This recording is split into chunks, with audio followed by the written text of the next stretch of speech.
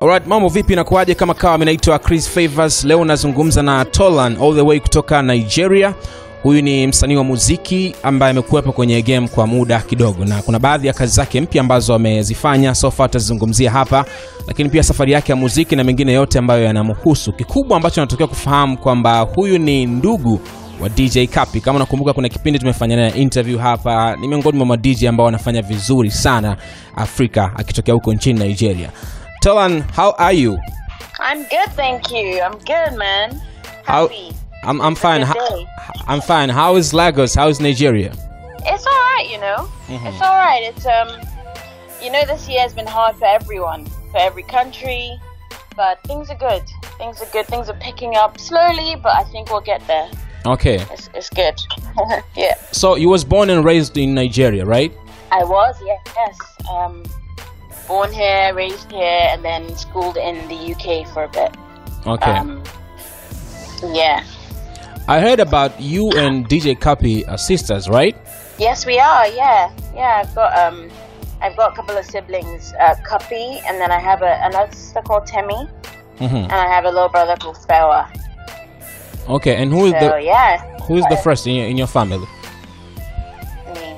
Oh, okay. First in every way. So you're the big sister. Let's tell them I said that. I am, yes. Okay, that's so amazing. Let's talk about your music. First of all, I would like to know, how do you describe your music? You know, I would like to call it Afro-pop, and I say that because I feel like these days, I mean, you must know this, in Tanzania, people just don't know what title to give to African music, and they call all of it Afro music. Yes. And I think that does a disservice to African music because it's not all the same, right? So I think Afro-pop is a better fit because just as you have pop music, and that means music of popular culture, right? African music can be pop. It can have elements of where the person's from. In my case, you know, sometimes I sing in Yoruba, I sing in my Nigerian accent. So some of the content is, you know, and the instrumentation probably has some African in it. But I choose Afro-pop overall. Okay. But I think even that is not quite broad enough, you know, because there's a bit of R&B in there, there's a bit of soul. So it's a hard one, and I think Africa or Nigeria. I'll speak for my country because I don't know about anywhere else. West Africa is still trying to kind of define for the rest of the world what we want to be called. You know? Yeah. So it's like Afrobeat fusion of R&B and some genre, right? Exactly. Okay. Do you listen to other type of music like bongo flavor? In Tanzania, we have that kind of music. Oh no, actually. Is there Nigerian music that you guys play over there? Out of interest, I wonder. We do play Nigerian music, but we have our own music, which is bongo flavor. Okay, bongo flavor. Yeah. Nice. No, the thing is, I'm the worst person to ask about names. So like you just asked me why I call my music, and I couldn't give you a straight answer. So I probably know the music, but the terminology of what it's called is not something that I think always translates. Yeah. You know what I mean? But at least you listen to other artists too, like from Tanzania and other countries. Yes, no, you have to, you know. Okay. I think, yeah, you have to. You can't. African music is so exciting right now. I think any artist who isn't listening to a wide range is not enjoying the best of what Africa has to offer. Definitely. Yeah. So, what inspired you to do music? I think that music is one of those things where it's kind of, you know, it sounds really cheesy, but you know, sometimes people say, "Oh, music chose me." Like, it's just one of those things that I was born loving. I love music from a young age. I sang at school, I sang at church, and I don't know if this is the same in Tanzania, but you know, growing up, my parents were like, music is not really a viable. Music is a hobby, not a job. What are you talking about? Yeah. So So I tried it. I tried to do the whole work thing for about a year after education, and I just spent all my time. I actually got in trouble at work for putting like music software on the work computer. So I just decided one day that, you know what, it's not something you can do in halves. You know, you have to do it 110% or not at all. So I love music, and it's one of my happiest days are when I'm listening to music, or you know. Okay. Yes. So at me really. At the beginning, did you see like this is gonna be your career? You know what? No is the honest answer. I think that at the beginning I just decided to chase something that I love doing, right? So I actually formed a band with some friends, and we were doing all the pub rounds. And initially I wasn't sure how.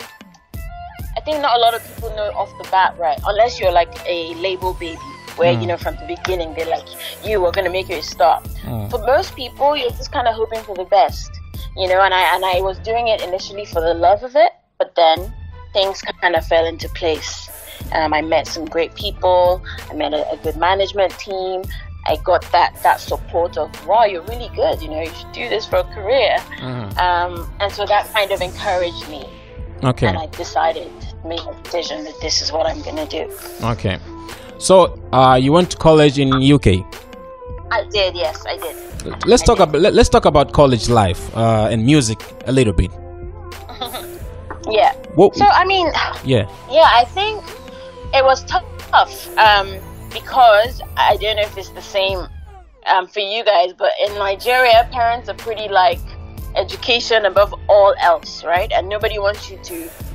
I remember telling my parents, I said, I want to go to a music college, and they were like, "What the hell is that?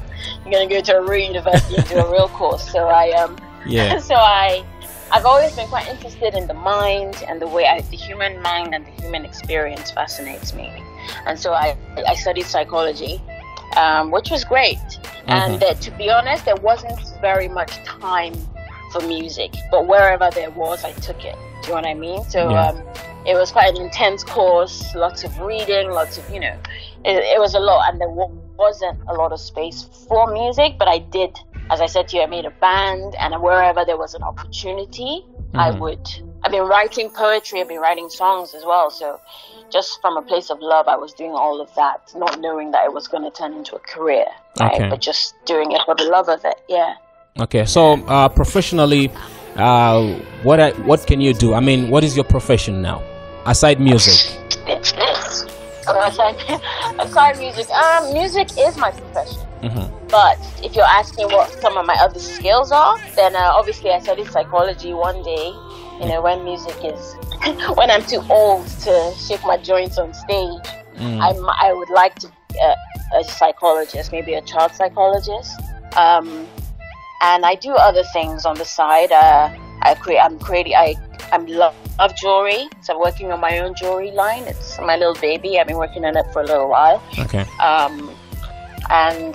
Yeah, that's my main other pursuit. I'm also big on skincare. So I sometimes consult for companies, people about skincare, and maybe one day that will turn into something as well. But definitely. Yeah. Let's talk about your debut EP, Heartbroken for Beginners. What's the inspiration behind this name, this title? Actually, so obviously after the year we've had, there's been not a change of plans, because that will still come out. But that's actually an album, a bigger album. My debut EP is called Don't Buy Me Flowers, and that's actually coming out first. Okay. So yeah. So Heartbreak for Beginners, I think the clue's in the name, right? I had a heartbreak a couple of years ago, 2.5 years ago. Yes. What really happened? I would like to know that. I mean, to be fair, I think all of my songs tell the story, right? Okay. So from Maybe Baby, where you meet someone and you meet them in a club and you're like, oh, this guy could be my maybe. Right. So I write a lot from personal experience. So there was Maybe Baby, and of course there was Liar, which everyone knows a liar, someone who lied. So my story is in the music. I met this guy, and it was I thought it was a relationship, but it was a situationship apparently. So the best way for me to kind of work out some of those feelings is to write about them, and then they kind of turn into songs as well. So that's the and heartbreak for beginners. I'd never been heartbroken before. You know, I'm one of those people that before, when my girlfriends are crying, I'm like, what are you crying for? Like, he's a douchebag, forget him. You know, until it happens to you, you don't realize that actually it hits different. You know, and that was the inspiration behind that. Okay, so I can say like most of your songs inspired by your true story. Yes, most of them at the moment, but I have to say I've started writing some more.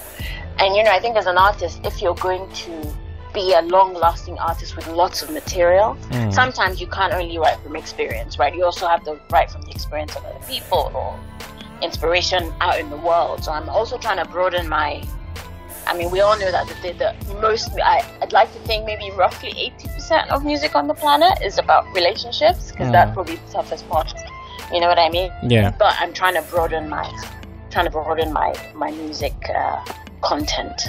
Okay, I know this is not gonna be that important, but I just want to know, what's the status right now?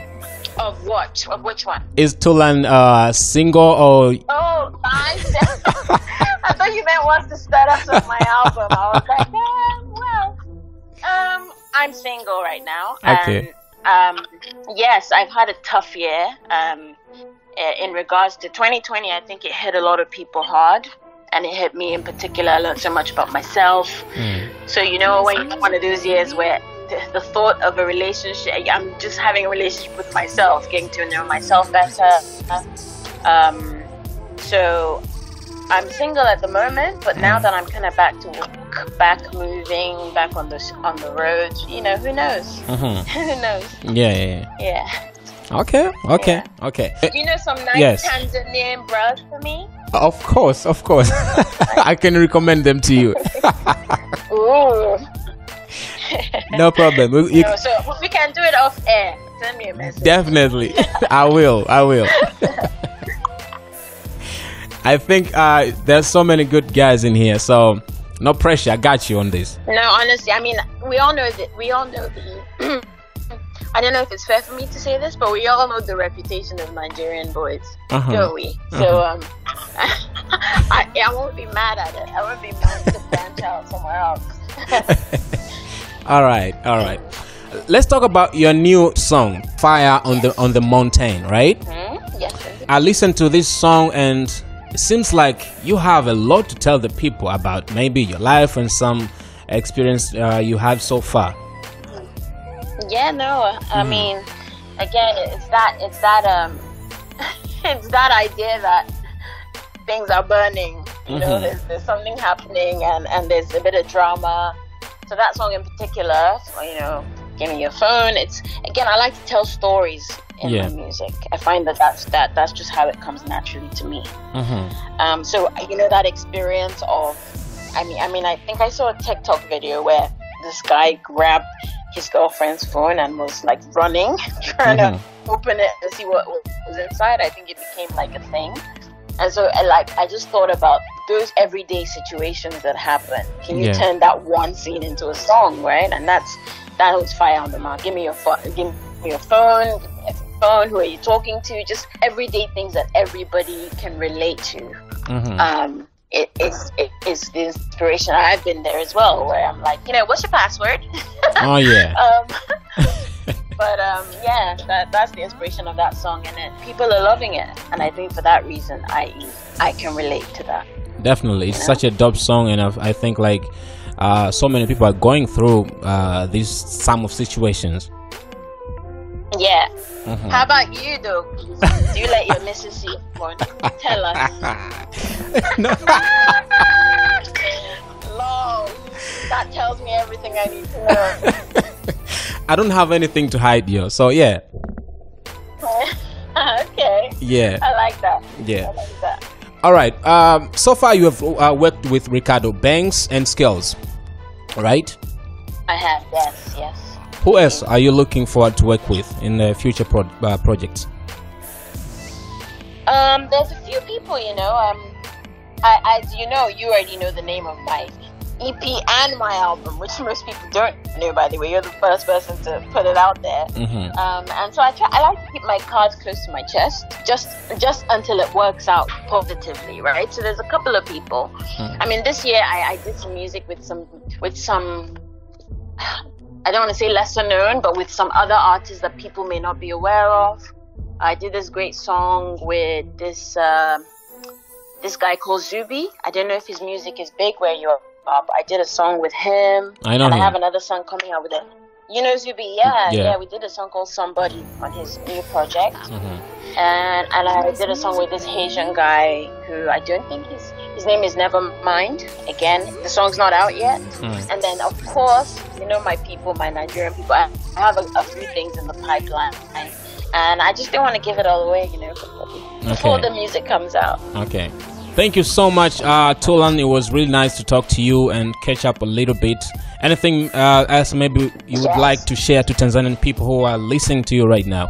Yes, just want to say, I mean, thank you to anyone who's listened to this whole interview. You know, I hope to be a part of your music scene. See, you have to give me some people that I should collaborate with, you know. Definitely, I will. I'm gonna ask you for that. Yeah, and thank you for your attention.